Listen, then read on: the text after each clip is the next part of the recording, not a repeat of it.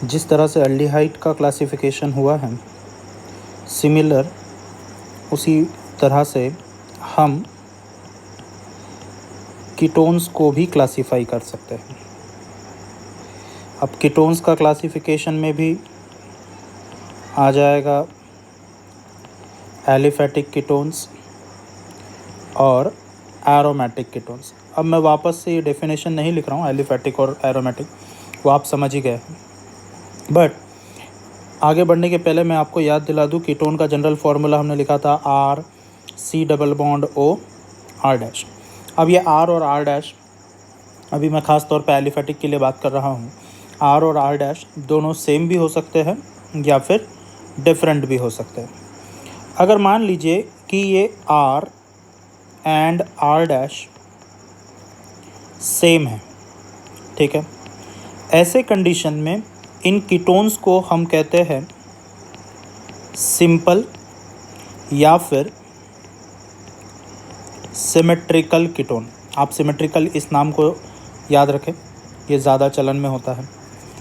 या फिर इसमें एक दूसरा पार्ट भी हो सकता है, ठीक है, और वो है कि R एंड R डैश ये दोनों डिफरेंट है, दोनों एल्काइल ग्रुप अगर डिफरेंट है, इस तरह के कीटोन्स को हम मिक्स्ड या फिर हम इसको कह सकते हैं अनसिमेट्रिकल कीटोन। अब यहीं से आपको कुछ चीज़ें याद आ रही होगी कि कुछ सेक्शन पहले हमने अल्कोहल, फिनॉल और ईथर में पढ़ा था, और वहाँ पे भी R और R के सेम और डिफरेंट होने पे हमने सिमेट्रिकल ईथर और अनसिमेट्रिकल ईथर पढ़े थे। बट याद रखें कि अभी फ़िलहाल हम सिमेट्रिकल और अनसिमेट्रिकल कीटोन पढ़ रहे हैं। एग्जाम्पल के तौर पे मैंने यहाँ पे ले लिया है CH3 C double bond O CH3। देखिए इस कार्बोनिल ग्रुप के दोनों तरफ जो R है, अल्काइल ग्रुप है, वो सेम है। एक और एग्जांपल मैं ले सकता हूँ यहाँ पे C2H5 C double bond O C2H5। यहाँ पे जो कार्बोनिल ग्रुप है उसके दोनों तरफ जो यानी नंबर ऑफ कार्बन एटम्स है सेम है, सिमेट्रिकल हो गया। अल्काइल ग्रुप अगर सेम है तो सिमेट्रिकल हो जाएगा। अनसिमेट्रिकल के कुछ एग्जांपल्स पे नज़र डालते हैं। तो यहाँ पे हमने लिया CH3 C double bond O, इधर ले लिया C2H5। अब अगर आप देख रहे हैं कि ये जो कार्बोनिल ग्रुप है इसके एक तरफ मिथाइल है, दूसरी तरफ इथाइल है, मतलब कि number of alkyl groups are different, और इस वजह से इनको हम क्या कहेंगे, अनसिमेट्रिकल। यहाँ पे एक और हम ले सकते हैं एग्जांपल, मैंने ले लिया cyclohexane C double bond O और यहाँ पे ले लिया है C2H5। फिर से कार्बोनिल ग्रुप के दोनों तरफ जो अल्काइल ग्रुप है, एक तरफ साइक्लोहेक्साइल है, दूसरी तरफ इथाइल है, फिर से डिफरेंट हो गए। तो कीटोन्स को भी हम क्लासीफाई कर सकते हैं। फ़िलहाल हमने जो क्लासिफिकेशन किया है वह एलिफैटिक का है। चलिए एरोमेटिक के क्लासिफिकेशन पर बढ़ते हैं। एरोमेटिक में भी मैं यही कहूँगा कि यहाँ पे भी हम सिंपल और मिक्स्ड कीटोन बना सकते हैं एरोमेटिक में। बट सिर्फ आपको क्या ध्यान में रखना है कि यहाँ पे दोनों तरफ या दोनों में से किसी एक तरफ एरोमेटिक रिंग का होना ज़रूरी है।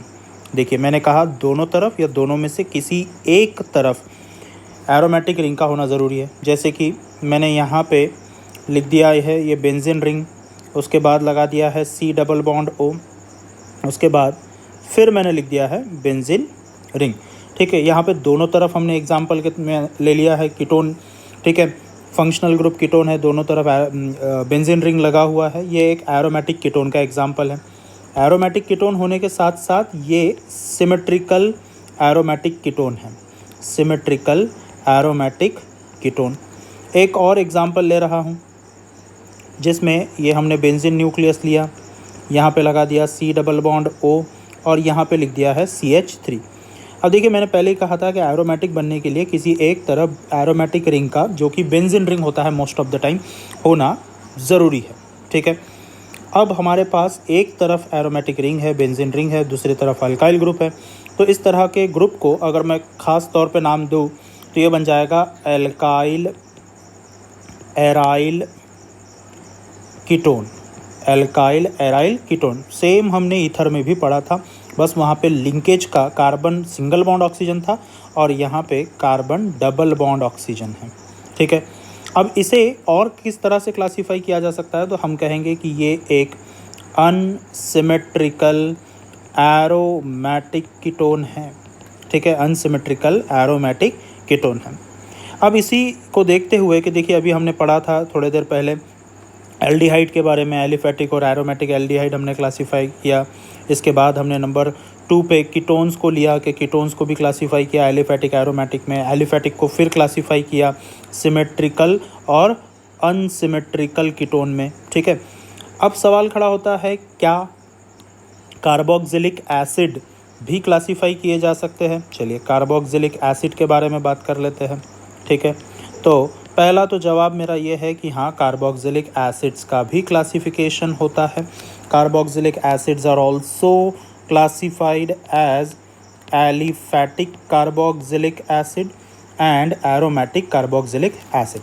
एलिफेटिक के लिए कुछ बात कर लेंगे पहले। तो यहाँ पे कार्बोक्सिलिक एसिड का फंक्शनल ग्रुप होता है COOH, ये RCOOH। हमेशा याद रखना है, मैं नॉमेनक्लेचर में आपको वैसे पढ़ाऊँगा कि ये COOH ग्रुप का जो कार्बन होता है ये नंबर 1 की पोजीशन लेता है। इस तरह के फंक्शनल ग्रुप को मैं एल्डिहाइड में आपको बताना भूल गया। एल्डिहाइड और कार्बोक्सिलिक एसिड में जो कार्बन होता है वो नंबर 1 पे ही होता है हमेशा IUPAC नॉमेनक्लेचर में।